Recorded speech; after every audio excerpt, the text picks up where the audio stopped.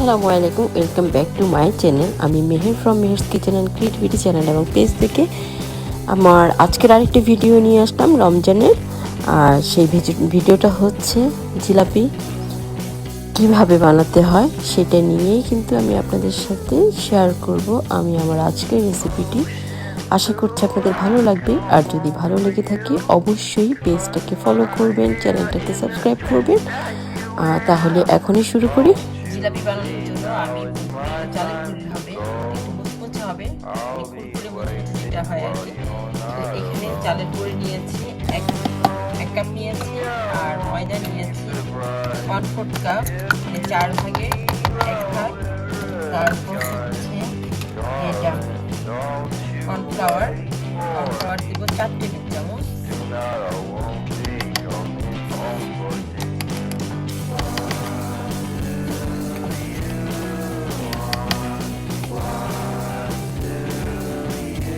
তারপর baking soda দিব half teaspoon, মানে 1 টিস্পুনের অর্ধেক। এগুলো সবগুলো একসাথে আমি করবো, চেলে নিব।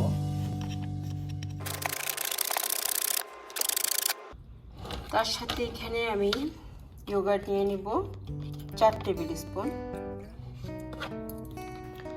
আচ্ছা, ইয়োগার্টটাকে আমি ঠিক এভাবে ফেটিয়ে নিয়েছি। আর আমি এখানে এরকম একটা ইয়ের মধ্যে করছি, মগের মধ্যে, বিকজ এটাতে হলে হয় কি, যেহেতু আমি ইয়েতে করব, জিলাপিটা বানাবো সসের বদলে, আপনারা চাইলে জিপলকে করেও করতে পারেন, আর যেভাবে আপনাদের সুবিধা হয়। বাট আমার কাছে মনে হয় কি এভাবে আপনার ইয়েতে সসের বোতলে করে করলে সুবিধা, তো সেই জন্য আমি এটা নিয়েছি।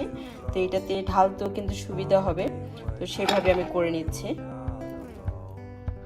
আমি সবগুলো একসাথে এখানে মিশিয়ে নিব। আচ্ছা, আমি পানি নিয়েছি 1 কাপ নিয়েছি এখানে, যেহেতু 1.5 কাপ, প্রায় 2 কাপের মতোই সব কিছু মিলিয়ে। তো সেই জন্য আমি পানিটাকে দেখে দিব। আর পানিটা হতে হবে রুম টেম্পারেচারের পানি। এটা একদম ঠান্ডা হওয়া যাবে না, আবার একদম গরমও না, একটু মানে জাস্ট এটা দেখে দিতে হবে যে আপনার কতটুকু লাগছে, কতটুকু ইয়ে হবে।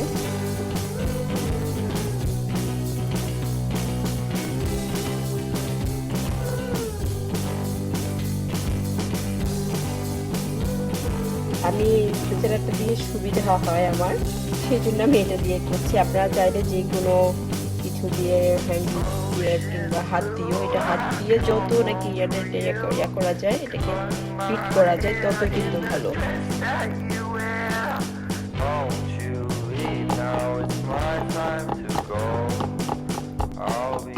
এটাকে যত স্মুথলি করা যাবে তত কিন্তু ইয়ে ভালো হবে।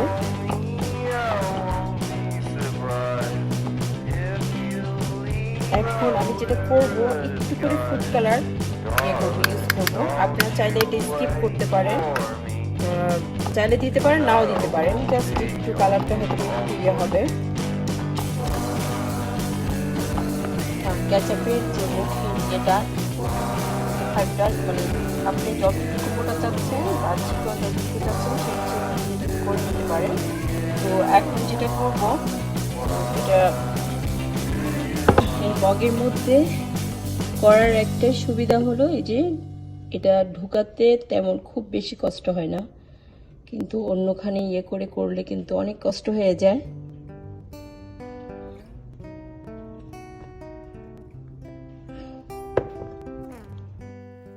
এখন আমি এই ফাঁকে সিরাপটা করে নিব জিলাপির জন্য। আর জিলাপির জন্য সিরাপটা করতে হলে প্রতি কাপে 1 কাপ ইয়ে দিব, সুগার দিব, আর পানি দিব 1/2 কাপ।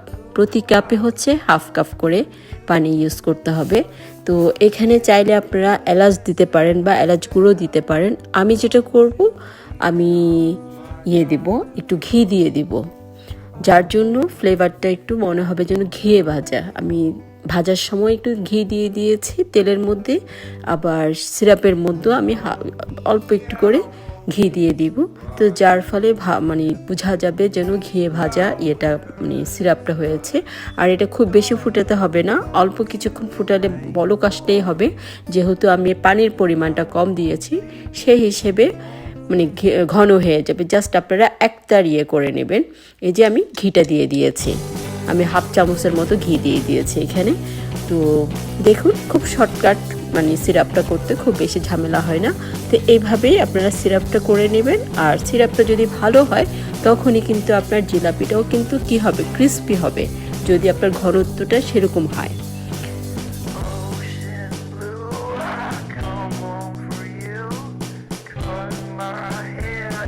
আমি সামান্য একটু ঘি দিয়ে দিব এখানে, তাহলে ফ্লেভারটা ঘি ভাজার ফ্লেভার আসবে।